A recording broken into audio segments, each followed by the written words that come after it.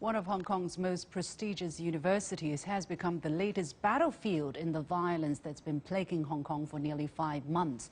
Rioters, many of them students, set fire across the campus of the Chinese University of Hong Kong, or CUHK, on Tuesday night in a chaotic standoff with police where they hurled petrol bombs and bricks at law enforcement officers.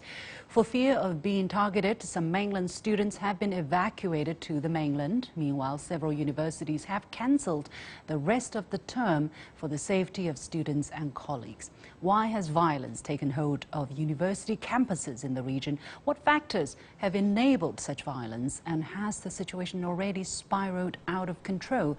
I've got Professor Liu Baocheng from the University of International Business and Economics here in Beijing, and from Hong Kong, Lawrence Ma, barrister and chairman from Hong Kong Legal Exchange Foundation. So before we go to the discussion, I would like to show you an excerpt of the press conference held by the police earlier today. What happened in Chinese University of Hong Kong means bad omen for Hong Kong. A university is supposed to be a breeding ground for future leaders, but it became a battlefield for criminals and rioters. What's worse, we have strong suspicion that the school was used as a weapon factory, as several hundred of petrol bombs were thrown on campus in one single day.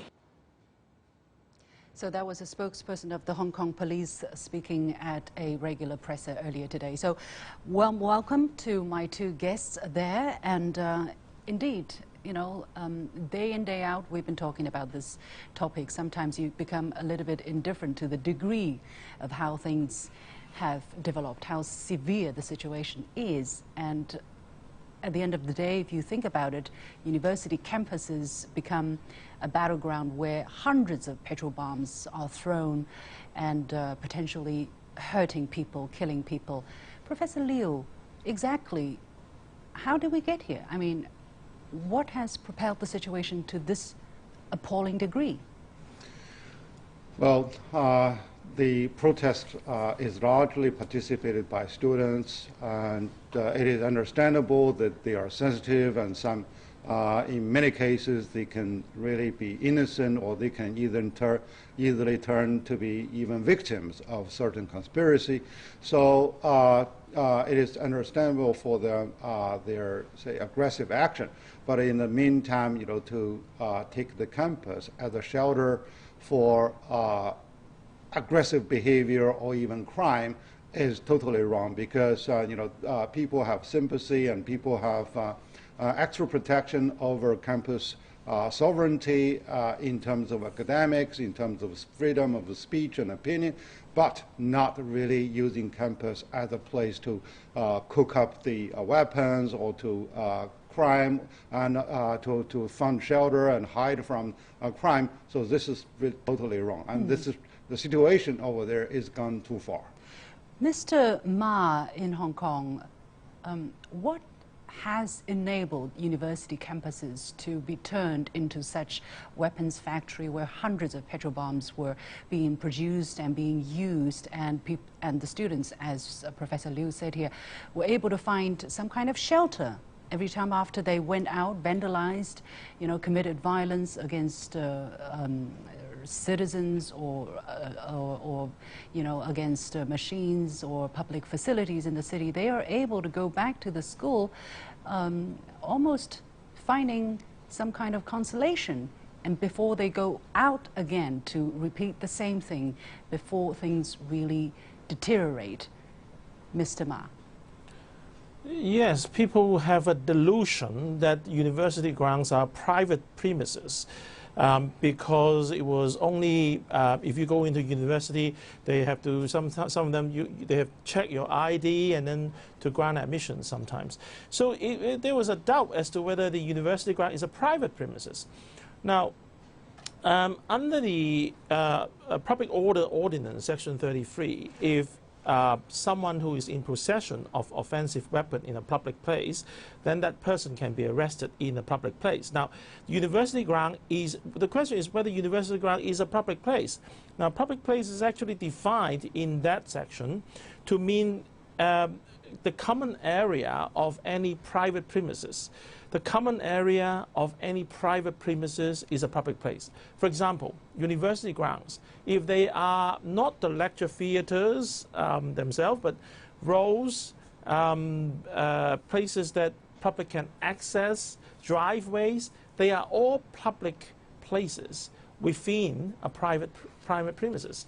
So if the police would be able to enter university by virtue of this provision, because it is now being used, university has been used as a weapon repository and a place of and a factory, according to what the police has said.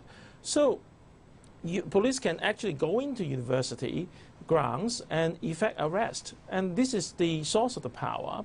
And the second source of power is under the police force ordinance, which allows, if there is suspects in a premises, which is a public premise, then police can go in and arrest them. Now, Hong Kong constitutional law, which is the basic law, Article 29, I think, protects homes, private homes. So, for example, if the police wants to go into a private home, a private residence, to arrest somebody, sure, the police has to apply for a warrant. But there's also exception to this constitutional protection. If the suspect is to be go away, and there's a high risk that the suspect will go away or escape from that private premises, then there's no need for a warrant. So all in all, what we are trying to say is that there is no need for the police to obtain a warrant before going to the university ground to arrest the students who are making bombs. And I think the whole discussion, excuse me if I'm a little bit simplistic, I think the whole discussion is rather absurd. I mean, if it is a public place where people can go in and go out, you know, if there obviously suspicion of something illegal going on, why is it even a debate whether police can go in and enforce law so that, you know, the students themselves can be protected? What I'm sensing, for instance, there seems to be even some kind of condoning, you know, or protection by the university authority, by the university leadership towards these students, protesters, rioters, whatever you call them, so that they have been emboldened, even enabled to continue to go down the path towards greater violence. That is the impression that I'm getting. Professor Liu, what is your impression here? Well, I agree with you, but there is no really flying land for campuses, because if there's a reasonable suspect of any violation or imminent danger anywhere, including the campus, you know, there's a legitimate way to have access by government forces, particularly police. On the other hand, the university managers or administrators, including the president, they do not really have the responsibility to identify who is there to violate the law, etc. But the permission to enter the campus is definitely possible. But we also take some of the social sentiment over there. One is that you know, students feel that, well, you know, I can really have a safer shelter, and in the meantime, psychologically, they feel that they are joining a crowd that is really difficult for police to identify. The other is that, okay, you know, campus should be left unbothered by some externalities, and then, you know, the people have a respect to academic independence and sovereignty, but these are really the fantasies students are really taking shelter with.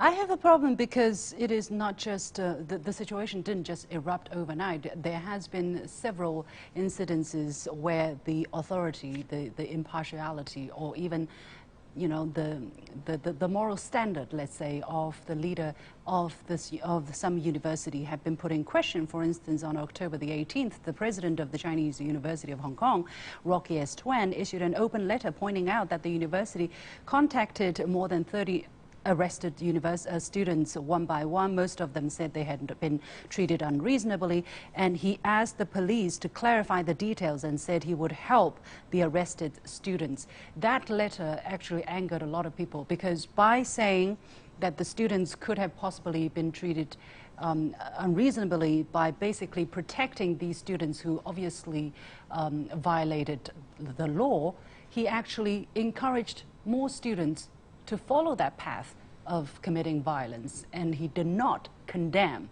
in a very clear term that violence is absolute no-go. Breaking the law is absolute no-go. And there is this understanding that because when you don't do that, you're actually encouraging more violence. Professor Liu, what is your argument towards that? Well, I've been working for the university for the past of my 30 years. I really feel sympathy of the situation, because teachers and university administrators, they all have a sense or passion as a parent, so to look after the students as their kids. So I think emotionally it is really understandable. But by offering the unfair protection, is also there not only to disrupt the law enforcement, but also to encourage the wrongful behavior of the students. So therefore, they have, emotional, the passion is one side, but on the other, particularly in such a crucial situation as what is going on in Hong Kong, I think, all university presidents, administrators, and even professors, they have to have a very clear standpoint. Yeah. Where is the law, and where is the border of my emotional compassion with my students. Mr. Ma, as we are speaking, actually the student unions of 14 institutes of higher learnings in Hong Kong have issued a statement saying they will perish together, they will stand together with the Chinese University of Hong Kong. So are we going to see situation further spiraling down?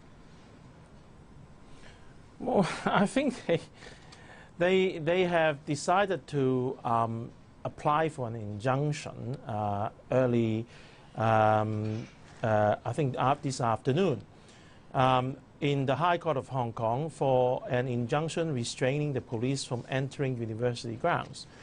A High Court judge actually heard the application and refused to grant an injunction. What it means is that under the law in Hong Kong, police can now confirm that they have a strong legal right to enter universities and to effect arrest if necessary. So that is politically, I think this is what the law enforcement and the judiciary is saying no to violence. So once the injunction has been granted, once the injunction has been refused, there is no further excuse for the students to oppose any police presence in campus. But do you think the students can control their behavior? Are things already gotten out of control? Mr. Ma, very briefly, please. Well, they're grown up adults. I mean, they have very biased political views against the central government, the Hong Kong government, and a lot of disgruntledness that they had. But taking on illegal actions, riots, burning shops, vandalizing places, injuring, hitting, and almost killing people, pouring of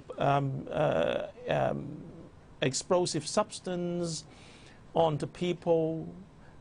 These simply are acts of criminals. They're not students anymore. But I believe they can control their acts. They are grown up adults, and if they are arrested and trial in a court of law, they are not treated as adolescents or teenagers, because they are all over 18-year-old. They are fully grown adults. All right. Hopefully that's the case, that they can come back to reason and control their behavior. Many thanks to Professor Liu Baocheng from the University of International Business and Economics, and Lawrence Ma, barrister and chairman from Hong Kong Legal Exchange Foundation.